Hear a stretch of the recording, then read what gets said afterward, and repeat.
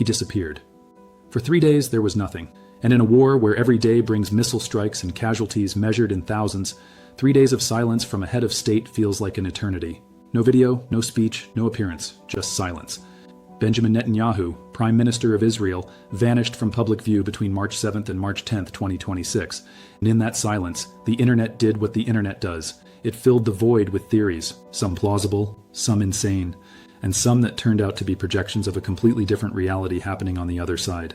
Here's what actually happened, and here's why the question everyone was asking turned out to be the wrong question entirely. On March 7th, Netanyahu's last confirmed public video appearance showed him addressing the nation about ongoing operations inside Iran. Standard wartime messaging, confident tone, no indication of anything unusual, then nothing, no video. March 8th passed, March 9th passed, no statement, March 10th arrived, still silence. In the age of 24-hour news cycles and real-time social media, 3 days without a visual confirmation of a national leader during an active war is not normal. And when things are not normal, people start asking questions. The first theory appeared on March 8th. Iranian media outlet Tasnim News claimed Israeli command bunkers beneath Tel Aviv had been struck. The report did not state Netanyahu was killed, but the implication was clear: Netanyahu goes silent. Iran claims bunker strikes. Social media connects the dots. Within hours, the rumor spread across Arabic Twitter, Telegram, and conspiracy forums. Some versions claimed Netanyahu was killed. Others claimed critical injury. A few claimed his brother Ido died in the strike. None included evidence, but absence of evidence is not evidence of absence. And in the vacuum created by Netanyahu's silence, speculation filled every corner. Then the theories got weirder.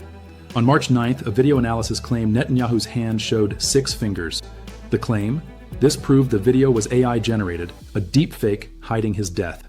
The 6-finger theory went viral. Thousands shared screenshots with arrows pointing to alleged digital manipulation. Fact-checkers analyzed the footage frame by frame. Conclusion: it was a shadow, an optical illusion from hand movement and lighting. The video was real. Netanyahu's hand had 5 fingers, but the damage was done. The theory had traveled halfway around the world while the truth was still putting on its shoes. On March 10th, another claim surfaced. A screenshot allegedly from the Israeli PM's office Twitter showed a tweet announcing Netanyahu's death, posted then immediately deleted. The screenshot spread rapidly, but researchers checking Twitter archives, web caches, and monitoring tools found nothing. No deleted tweet, no record of any such post. The screenshot was fabricated, a complete hoax. Yet it circulated widely enough that Israeli officials felt compelled to deny it, which only fed conspiracy theories of a government cover-up. And then on March 12th, Netanyahu appeared, alive, on camera, in a live press conference. He addressed the rumors with a single dismissive line before pivoting to policy. He issued harsh warnings to Iran's new supreme leader, Mojtaba Khamenei. He referenced military successes. He discussed ongoing operations. Verified footage showed him visiting missile strike zones. Cameras captured him meeting Finance Minister Bezalel Smotrich in Jerusalem. The man supposedly killed in a bunker strike, replaced by AI, or hidden due to critical injuries, was standing before the world, very much alive. So what happened during those 3 days of silence? The most likely explanation is mundane: operational security. During active military operations, leaders sometimes go dark to avoid giving adversaries information about movements, meetings, or decision-making timelines. 3 days is unusual, but not unprecedented during wartime. But the silence created an opportunity, and adversaries, conspiracy theorists, and algorithmic amplification all rushed to fill it. This is how information warfare works in 2026. You do not need to create elaborate hoaxes. You just need to identify gaps, amplify uncertainty, and let social media do the rest. Iran did not need to prove Netanyahu was dead. They just needed to plant the seed and watch it grow. Now here is where the story gets interesting. Because while everyone was obsessing over whether Netanyahu was alive, they missed the actual story, the real disappearance, the actual leadership vacuum. On March 8th, Iran's Assembly of Experts elected Mojtaba Khamenei as the new supreme leader following the death of his father, Ali Khamenei, in the February 28th U.S.-Israeli strikes. The IRGC pledged allegiance.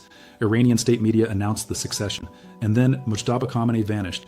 As of March 16th, 8 days after his election, Mojtaba Khamenei has not appeared on camera. He has not delivered a public address. He has not released a video message. He has not been photographed at any public event. This is not normal. Supreme leaders do not go silent for over a week immediately after assuming power during an active war. Donald Trump addressed this directly. He stated that Mojtaba Khamenei might have been damaged, but is somehow still alive.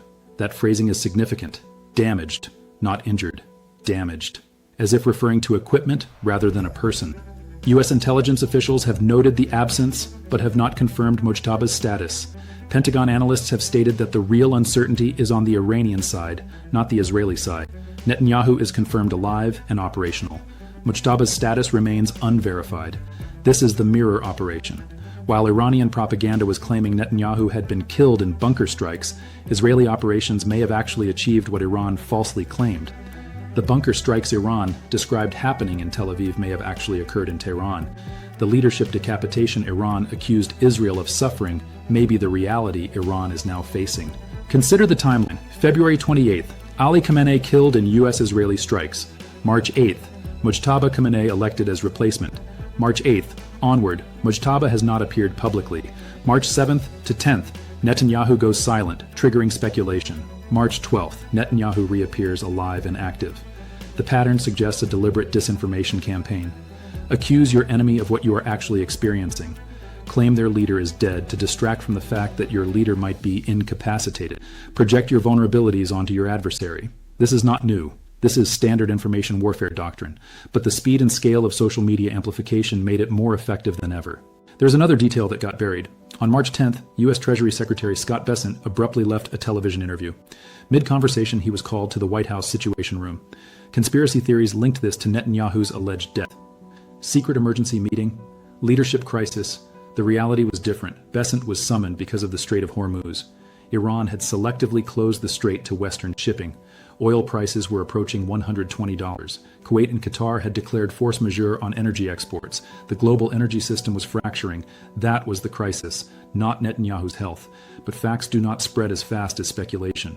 So let's step back and assess what we actually know versus what we were told. We know Netanyahu disappeared from public view for 3 days. We know this triggered widespread speculation about his death or incapacitation. We know multiple conspiracy theories emerged, including AI deepfakes, deleted tweets, and bunker strikes. We know all of these theories were debunked. We know Netanyahu reappeared alive and operational on March 12th. We know Mojtaba Khamenei was elected supreme leader on March 8th. We know Mojtaba has not appeared publicly since his election over a week ago. We know Trump stated Mojtaba might be damaged. We know Pentagon officials have noted the leadership uncertainty is on the Iranian side, not the Israeli side. What this reveals is the nature of information warfare in 2026. The goal is not to convince everyone of a lie. The goal is to create enough uncertainty that people question what is real.